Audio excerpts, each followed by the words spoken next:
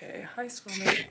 So I did write a lot of other books, but these are like the main books that I like rated 5 stars on Goodreads. To do my top 10, and then I also have like I have 3 honorable mentions, but I know. So no, I actually just have a very big stigmatism in this left eye. Oh yeah, so then the other eye is like 20/20, so vision. So I don't know. Now I think it's like gotten worse in my one eye because when I look at even my like close up, I can't even see the screen, so that's kind of concerning. Sorry, my family is really loud in the background. Just ignore them. I just have time to film this during the day, so might as well do it now. So I put these into January, like monthly order. In the month of January, I read Bookshop on the Corner. That was the first book in her like there's a trilogy. The first half, like Chantal reads all day, she also talked about this book. I agree with her. I don't really enjoy romance that much. So the first half was very, very interesting. I'm not gonna really say like why, but it was more like of a bookish read. That makes sense. If you're really into books, it references to a lot of other books. Okay, so I would rate 5 stars to the like first beginning of the book, and then like the last bit of the book, half of the book, I would rate probably like 2. So still, it's a Christian nonfiction book. 7 ways to find calm in your chaos. And I just kept finding like non-Christian books. I wanted to read this because sometimes I can't be still in the present moment. How do I do that in God's presence with my life? So, and just focus on like the here and now. And I wanted to do better than that. And it was from January to April. It took me to read it because I think I really wanted to like get into it. Then I read in January to April again, Light from the Distance. This book was Christian. It's actually a reread for me. So, and I did do a few rereads on this list. Am I Enough? And I read that in April. It was about, and Jesus always think you're enough in their eyes no matter what you do. So you don't have to prove yourself like you do the world. So I thought that was very interesting to me. And then I read in April, again, nonfiction book, The Wisdom of Your Body, Finding Healing, Wholesomeness, and Connection Through Embodied Living. Having a disconnect between my body and my mind was very like a struggle.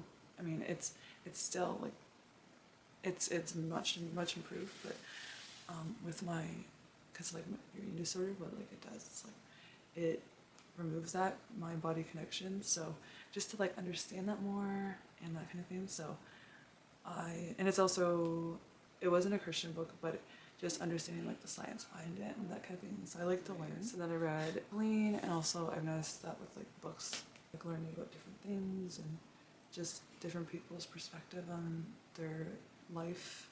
Like my Mars, I'm really into that, interested in that lately. It's actually a fiction book, and I read it in April. I never read any of her books before, Amy. It's about this girl who goes into rehab. Very interesting because I've been in treatment, and it's similar kind of experiences, but not like eating disorder experience, but like they're getting clean off different drugs. It was interesting, definitely to like see, because there's so many rules in rehab, but it's good because then it takes you away from your whatever your issues you're dealing with, that is taking away from that. So it's hard because it's like feels like they're like bullying you, but it's like no, they're really not. It's just because you've been wrapped up in your whatever it is for so long that you just feel like the rules are in place to harm you, but it's really actually to help you. So I thought it was interesting. The only thing I didn't like was cussing in it, so I kind of like skipped those parts. So, and then What My Bones Know, a memoir of healing from complex trauma. So this was also in April. I said there a lot of nonfiction, but I did read. This is a reread. It's about this girl that has experienced obviously complex trauma, and just like her story of like from the inside out. Even though it's not too long, but it's long enough that there's so much detail in it that is just rereading it every like couple of years or something. Like I get something out of it every time. You have to be in the right mindset to do it because it can be very triggering if you've gone through. Okay, so the next one is April, and I remember listening to this book, and I went for a giant walk.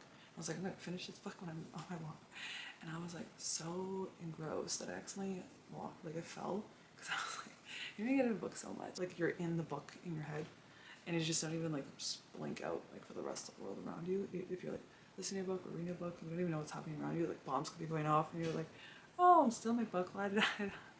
So that's how I was in this book. It's called Addicted to Perfect, A Journey Out of the Grips of Adderall. So Adderall was an issue in people's life, but it was very interesting.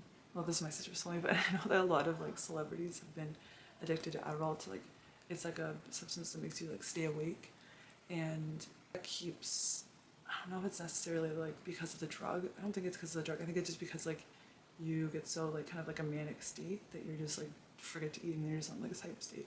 So, and then when you stop taking it, then it just like you go back to like then you're on such a low, and you like, I know it's different for other people, but this girl, she explained it as in like she went for like such a high and manic state that she was like not a high manic state.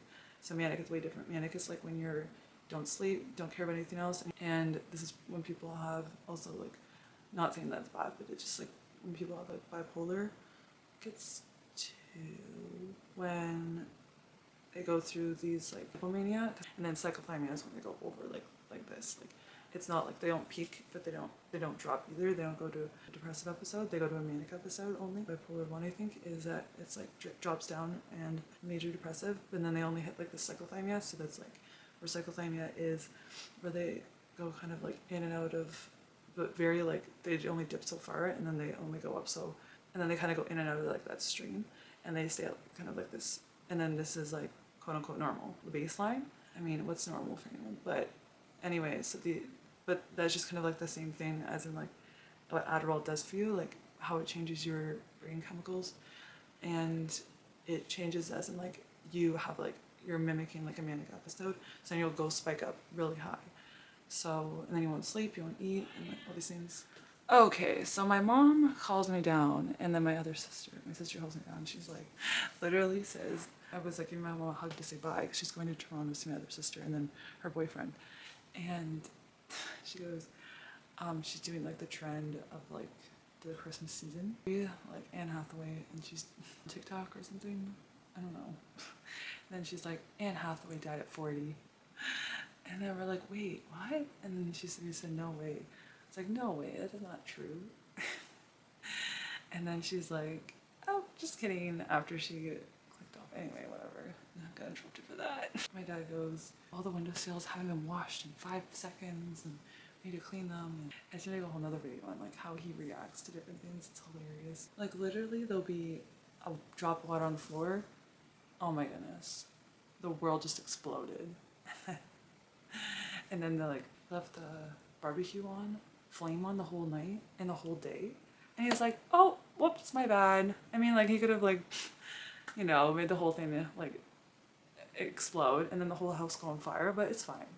Like, and then like they own a paint store, and someone drove into the paint store and moved like the whole like wall and crashed into it and like dented the whole wall, like the front and the back store. And he's like, oh, it's fine. And then he like calmly got to the store. Like a drop of water though on the floor, on the wood floor. Aneurysm.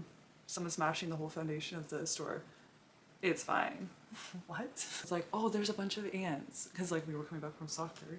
There's a bunch of ants on the ground beside the, like, you know how in some houses there's not brick, but like the plastic siding or whatever, like kind of siding, and then inside there's obviously like the actual like insulation, so that it keeps it warm in this winter during Canada. Anyway, so he's like, oh, there was a bunch of ants like swarming in this one little area beside the plastic siding of the house. Anyway, he decided, oh, let's burn them.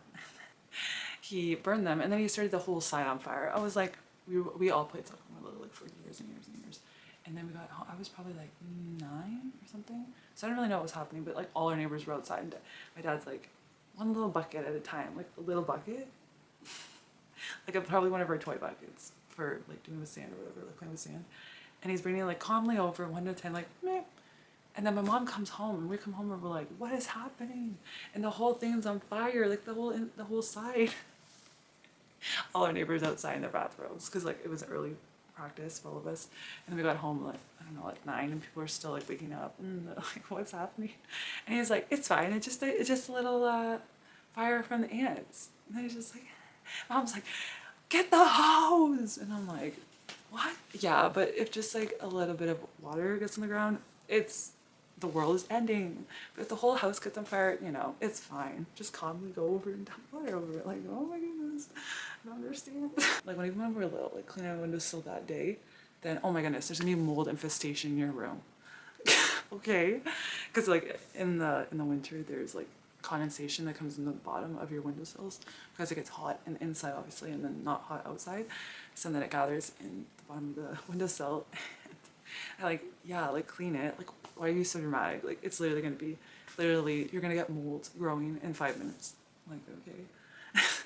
And then the other thing that he did was hilarious. He's very much like where like heat is gonna damage everything, or like, you know, something's gonna melt. Like very dramatic, like about anything. It just cracks me up. Like it makes me laugh. It's not like actually that serious. It's hilarious. Because it's just like, yeah, that's just his reaction. Whatever. I used to get mad at it, but it's just like, no, there's no point. It's just still gonna be like that. It's funny. Just laugh at this point, smile and wave, be like, okay, I'll help you. One time my mom put like her camera in the front dash, and it was like summer or whatever. Anyway, she only left it for like during one time we were in church, and my dad's like, oh my goodness, if you didn't bring it out, then it would melt. The whole camera's gonna melt on the dashboard. Like, okay. Yeah, the whole thing's gonna melt because it's literally like 25 degrees out. 2 hours.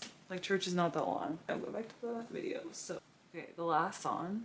But this book, I don't know. So I reread it a few times, and I never thought I was going to like a romance this much. But it's because there's so many Christian values that are in this book that speak volumes in the book, and just the dad's relationship with God throughout like the whole book, and just being kind of like dropping kind of like a seed in Ronnie's life the whole book.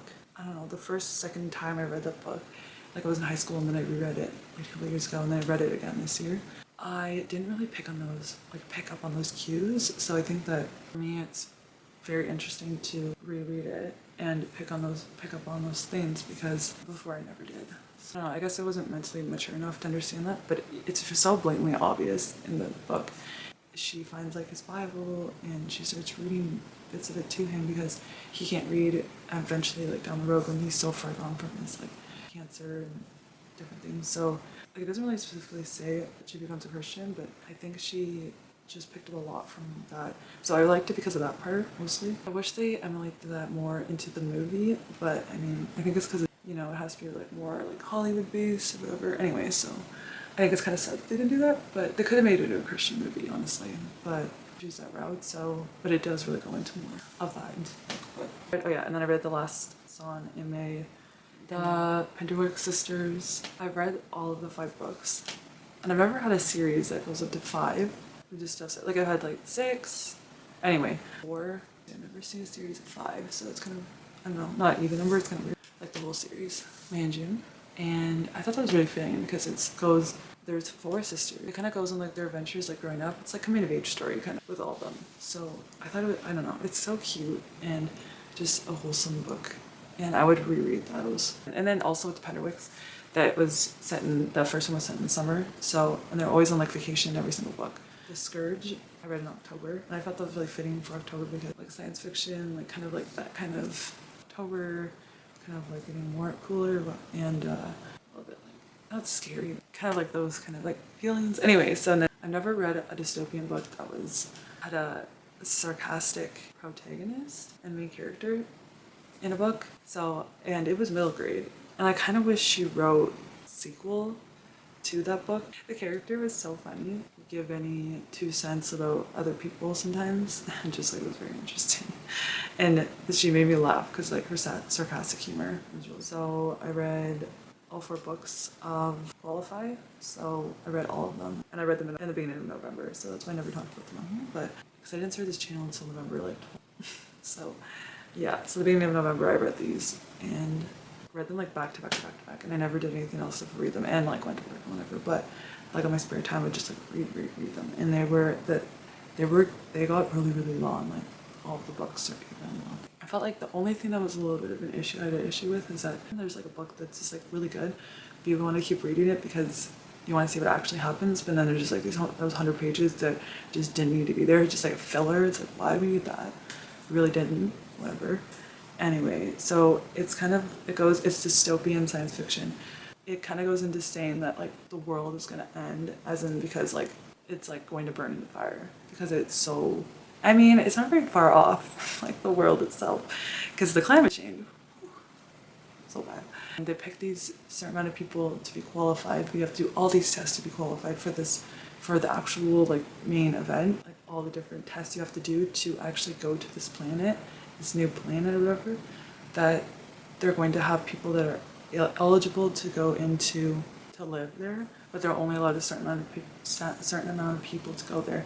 So that's why they have to qualify and they have to do these like, tests, and like that's how, when it goes into all that stuff in like the next books. But I felt like it was too long, but I gave it 5 stars because of what it was actually about and like the characters and different things. Like that's why I thought it was a good book, not because sometimes the storyline was too long for the amount of pages that it should have been. So, and the rest of the books were like that. It's just like, okay, let's just skip ahead. Like, there's no need for these pages. Like, I would probably reread them, but I know like what parts I don't need to read now. So I would probably reread them down the road. And I didn't read a lot of books 5 stars, so I had a very hard time like actually compiling this list. So, I mean, some people might think, oh, why you rate so many books 5 stars? But I don't know, for me that's not too many for this year. Yeah, so that will be the end of this video, and I hope you have a great day. Always scrolling.